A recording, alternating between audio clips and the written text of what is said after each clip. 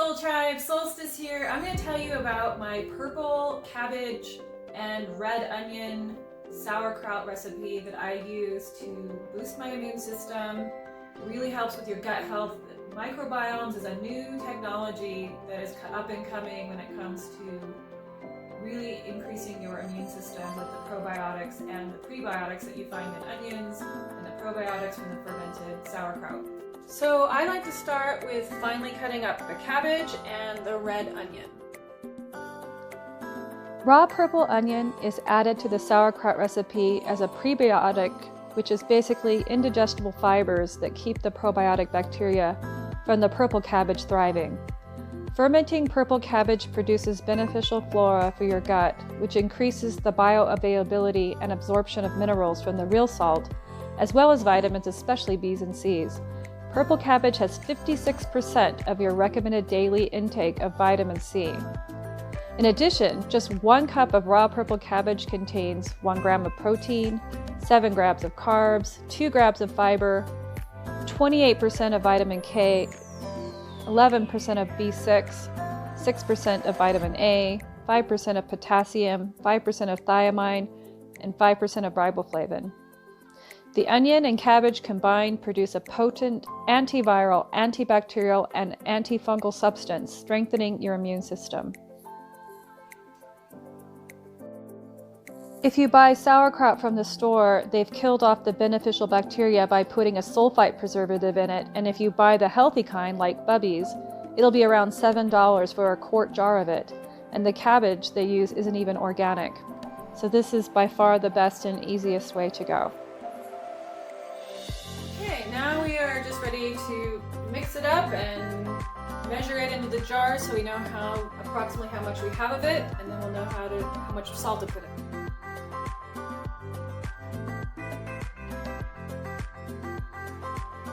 Okay, so it looks like we have 1, 2, 3, 4, 5, 6, 7 pint jars, and you put in 1 tablespoon per quart of salt. I use the real salt. This is an ancient sea salt that actually comes local here in Utah. And I do have a little bit left in the bottom, but what happens when you end up massaging it down into is it all squishes down a lot further. So that means we have, let's see, that's 1 quart, 2 quarts, 3 quarts, about 4 quarts. So we're gonna put in,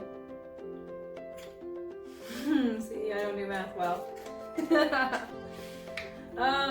We're gonna put in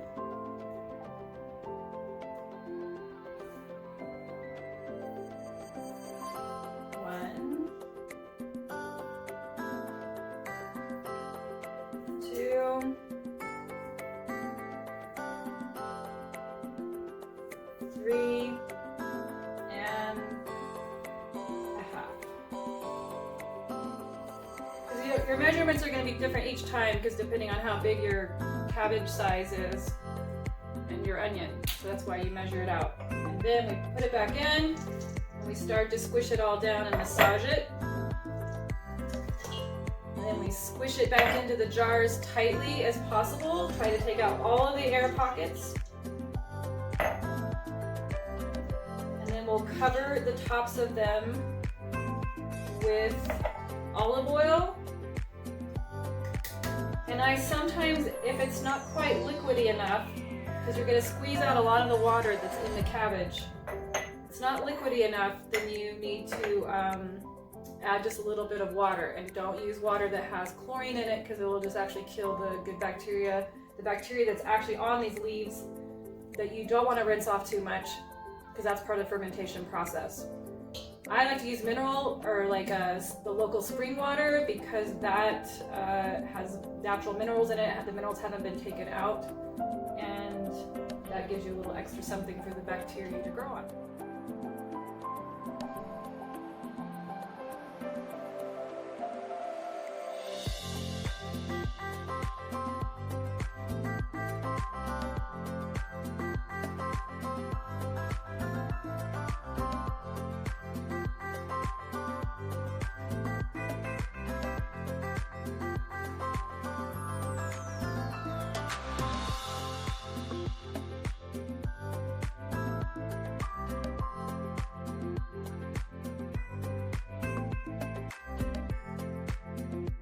So the olive oil is used to seal off the jars, and as you can see, I still have 2 empty jars after I did all of that measuring, because it all gets compacted down when you massage it. And it becomes kind of a meditation when you just sit there and knead the earthiness of it all. So I enjoy that part of it. And then I also like to put some organic coriander seed in there, and I just sprinkle that on top a little bit, just enough to give a little extra flavor. You think about pickling jars, it's kind of like that. You know, in the old days, that's the reason why they put pickles like on their hamburgers, because that helped them to actually digest the meat of the hamburger. This is old technology, but it's kind of getting a new twist now, and we're learning more and understanding more why. In the old days, we did kombucha and we fermented sauerkraut and put it on our hot dogs. So I actually like to put this on my some eggs that I get from my friend who has some chickens that she just lets run around in her yard. And sometimes I'll do some fried eggs and make this a side dish, and it's really yummy. But sometimes I just eat it right out of the jar. After this is you put the lids on them, and then you wait 3 days. You keep popping them off because they're going to start to build up gases inside of them, and you pop them every day for the next month, as much as you can. I don't even know if I go to that extent, but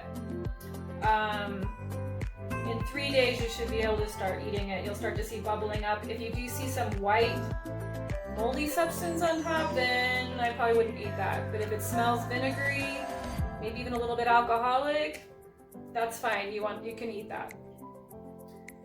So if you enjoyed this, just subscribe and join my tribe. My name is Solstice, and this is my blog where I share with you my adventures of how I stay youthful, inside and out, through conscious living and personal transformation. Namaste.